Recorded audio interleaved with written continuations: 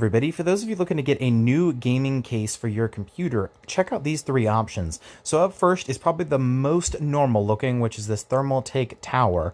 Now this is over at Best Buy and you'll see it's currently on sale. The reason I think that this is a unique looking design is not only does it look like a 3D printer, but it has windows that appear to open at different angles. So that's the first option. Second up is this one, which is the Diamond Pyramid. You can find this one over at Amazon, but you can see all of the specs and really what it can hold.